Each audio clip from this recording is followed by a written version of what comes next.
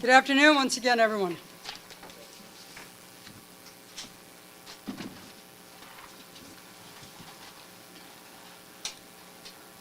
We want to welcome everyone to the Queens DA's office once again. Today we're here to announce a 120-count indictment of 10 alleged members and associates of the transnational street gang Tren de Aragua, or TDA. 5 of the defendants are charged with top count of criminal sale of a firearm in the first degree to be violent felony. They face a potential of 25 years in jail if they are convicted. 5 others are variously indicted on charges including criminal possession of a weapon in the first degree, criminal possession of a firearm, and other crimes. Those defendants face a potential and a maximum of 15 years.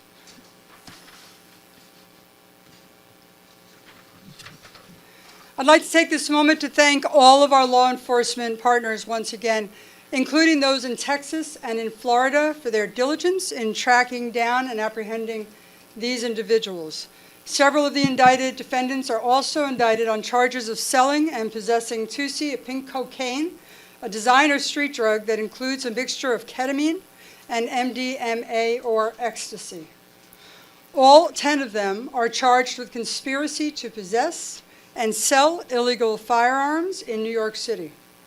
We allege that as members and associates, they trafficked weapons and made money in furtherance of TDA's agenda. And as they seek to establish themselves in New York City, we are individually dismantling them. We believe that this is the first case in New York that charges this behavior of criminal, organized, and purposeful involving conspiracy to distribute illegal firearms motivated by gang membership, in this case, TDA. This investigation started, and I want to thank, by the way, I apologize, I came right in and started, but we have today with us our commissioner, our PC, and we thank Jessica Tisch for the great work that her department does every single day. And I would also like to thank, on a personal level, the commissioner for her dedication to the great city of New York for decades. I also want to thank Chief Kenny, head of the detectives, for the work of his people and the work that they do every single day to protect our communities. And John Sennett is here from my office. He is head of the Violent Criminal Enterprise Bureau, and we'll go through other attendees later on. I want to make it clear that this investigation started in January of 24, a year ago. Working with NYPD, we became aware of gun trafficking in the city of New York. As the investigation progressed, we became aware that self-admitted TDA members were trafficking weapons on a large scale, and their criminality extended well beyond the 5 boroughs and included Connecticut, Pennsylvania, Texas, Florida, Colorado, and plans to expand on an international level to Colombia. My office, in close partnership with the NYPD, initiated Operation Train Derail, and we all assigned our best people to this investigation.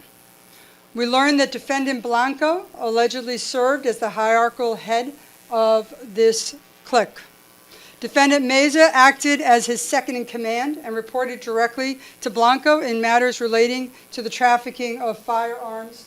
There is a hierarchical picture over there, if you want to grab it.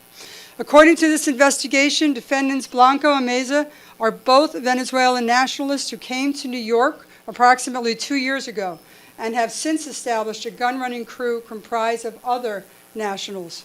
Defendants Aguilar, Rondon, Cruz, and Sanchez served as firearms couriers, and they received portions of the financial proceeds from the sales that they facilitated. They reported to Meza. Defendant Zambrano also reported directly to Blanco, and she was tasked with the negotiation and trafficking of firearms between buyers in New York and out-of-state suppliers. Defendants Sosa and Meta acted as sources of firearms for the TDA network. As part of this conspiracy, the defendants, using WhatsApp, helped traffic and sell weapons in Queens, the Bronx, and elsewhere. We will now show a short video clip sent over WhatsApp to an undercover at advertising guns and drugs for sales.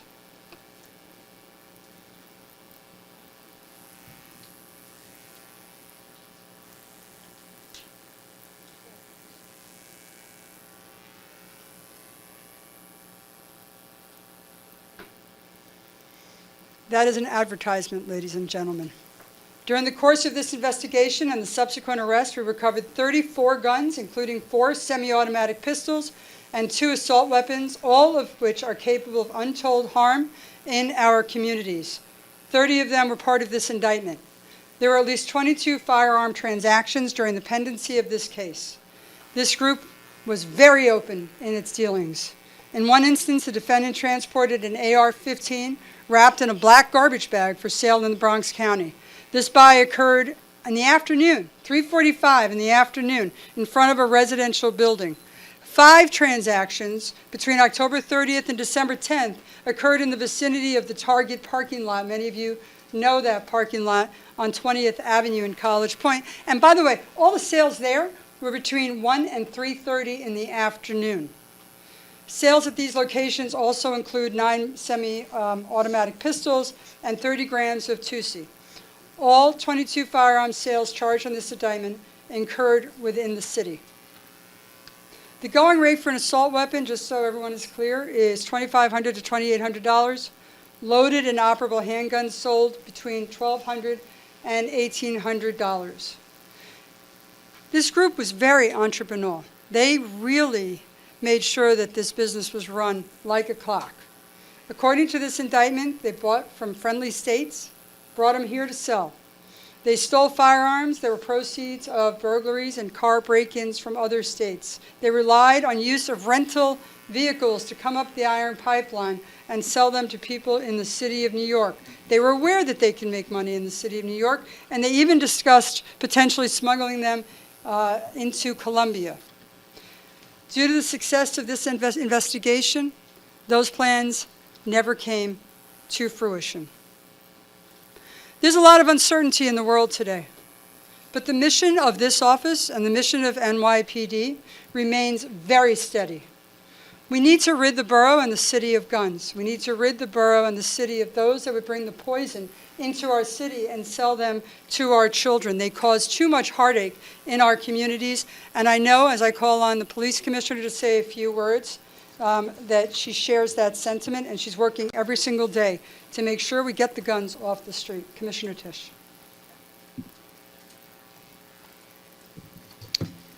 Thank you. Good afternoon, everyone. I want to start by thanking our extraordinary Queens District Attorney, Melinda Katz, and her team of assistant DAs who worked hard to bring forth today's indictment. And of course, the dedicated detectives of the NYPD's Firearms Suppression Section. I am proud to announce that NYPD detectives have successfully intercepted and shut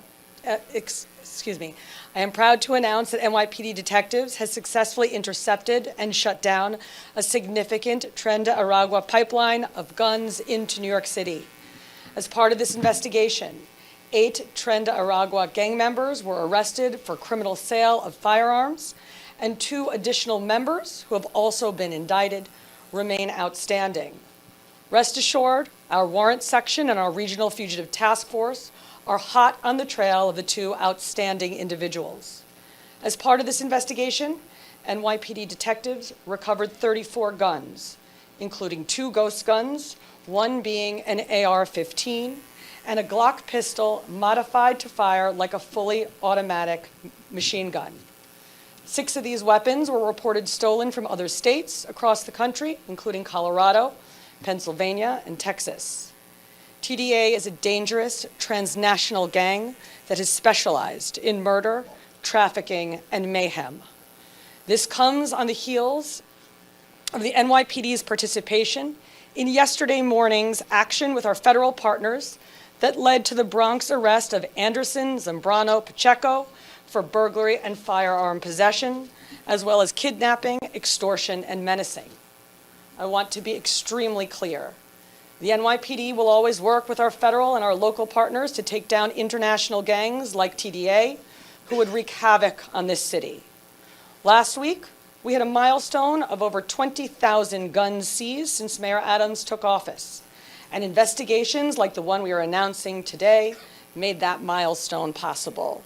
I want to thank the dedicated women and men of the NYPD who do this dangerous work. Each of these gun buys is a high-stakes gamble where a single misstep could mean the difference between life and death.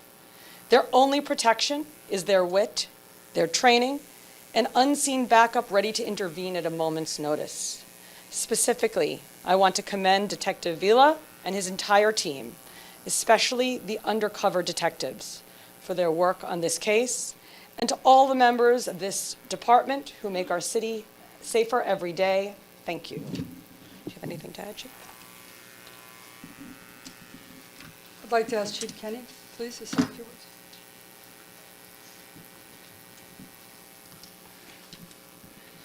Good afternoon. As the Commissioner was stating, this is truly a transnational gang that we see has ties all over New York City, in the Bronx, Manhattan, Queens, and Yonkers. But they also touch Florida, Georgia, Texas, Colorado, and Indiana. This crew alone has previous arrests for attempted murder, firearms trafficking, assault on a police officer, gun possession, robbery, burglary, grand larceny, and sex offenses. And to be clear, during yesterday's case takedown, one of these perpetrators fractured the arm of one of the detectives so severely that he's scheduled to have surgery later this week. So I just want to thank John Sennett, I want to thank Melinda Katz and the Police Commissioner for your participation and cooperation in this case. Thank you very much. Yes, the injury to the police officer upon the arrest this morning is under investigation, and charges will most likely be followed. I also want to thank, besides John Sennett, Barry Frankenstein, who is the deputy.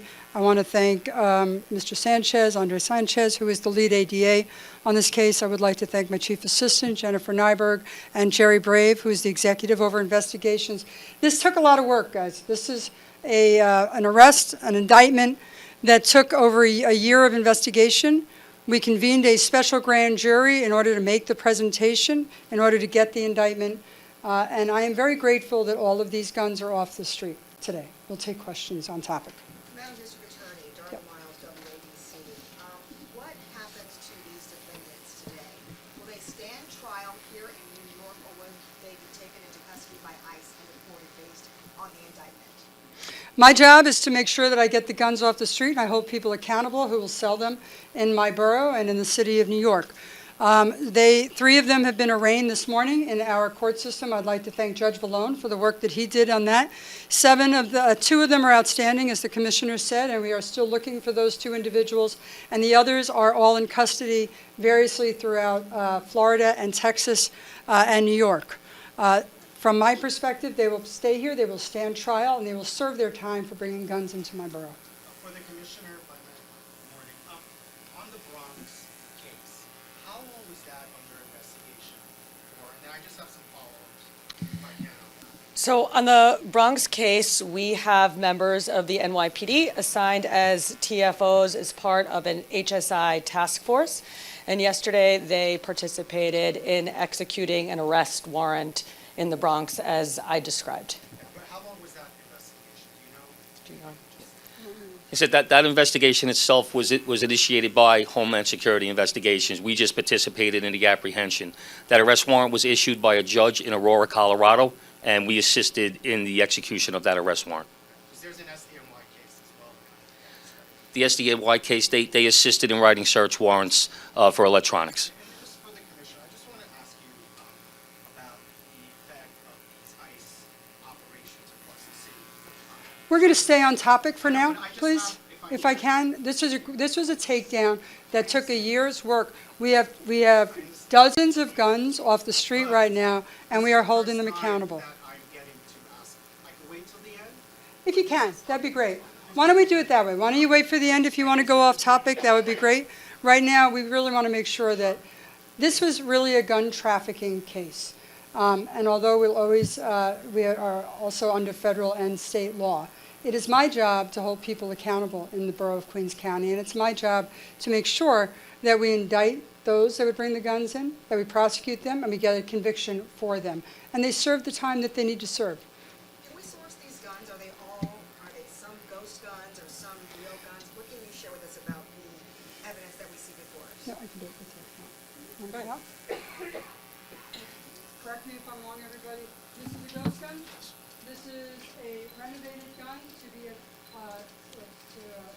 semi-automatic, and this is a switch.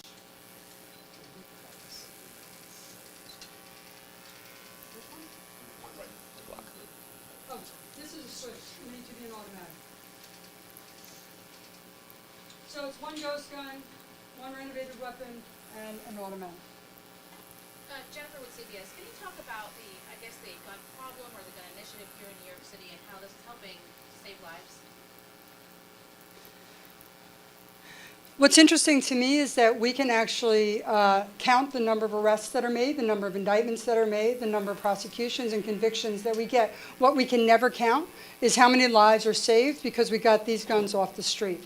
And I think that's an important thing to remember, which is the more guns we get off the street, the more we're saving lives beforehand and not just prosecuting for them afterwards. And that's why the gun initiatives are so important. It's why the NYPD in my office do gun buybacks to make sure that people can return guns without questions asked. It's why we make sure to get them before any other injuries take place.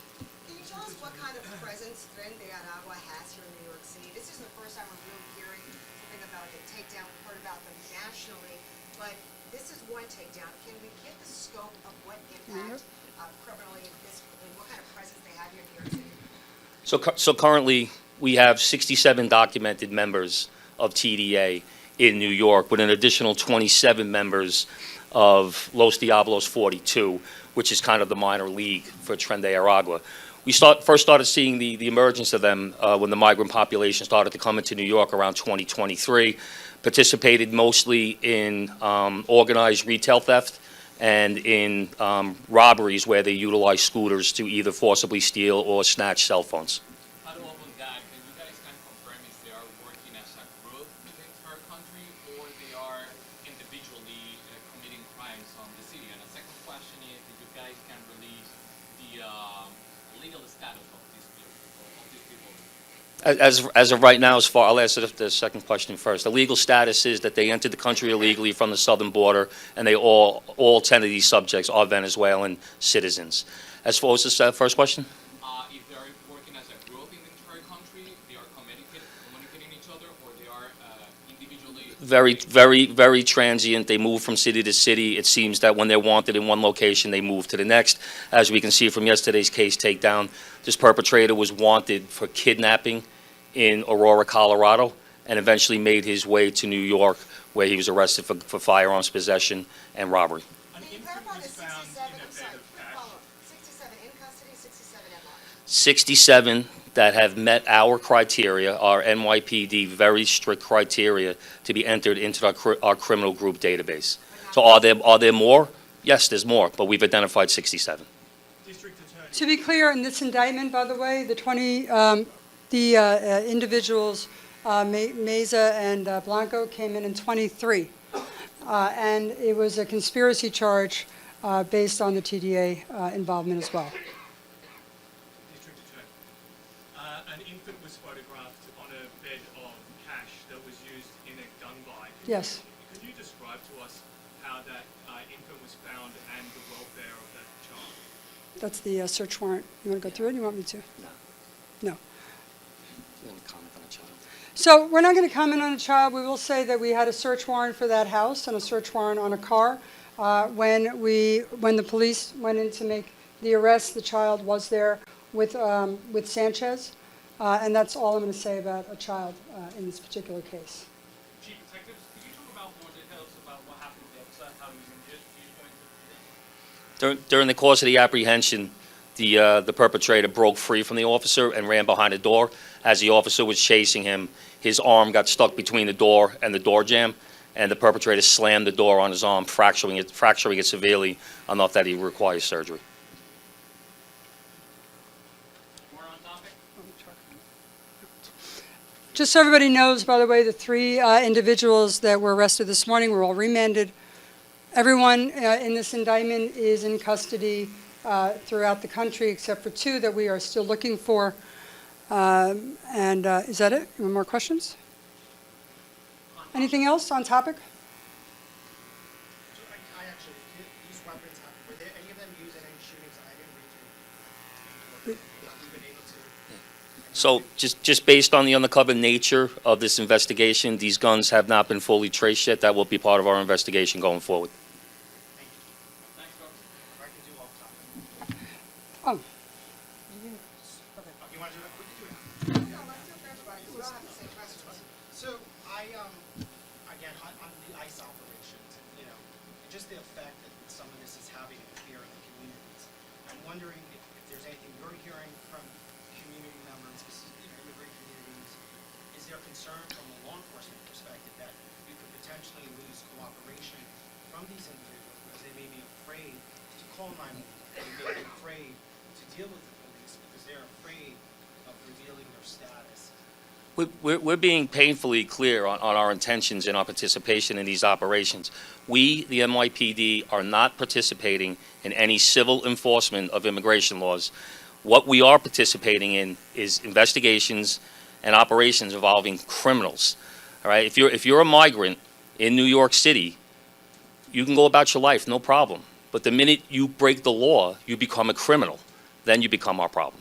Right, I understand that, but I'm not sure that that message is clear to these individuals, and I think just from an optics perspective, I know in Chicago, the superintendent there said that he's already seeing signs of police, people may not be reporting crimes. And I'm just wondering if you're seeing any of that here. So I just want to be very clear that nothing about this department's posture has changed in the past week or the past several weeks. The mayor has been very clear that we are going to go after criminals regardless of their immigration status. Thank you.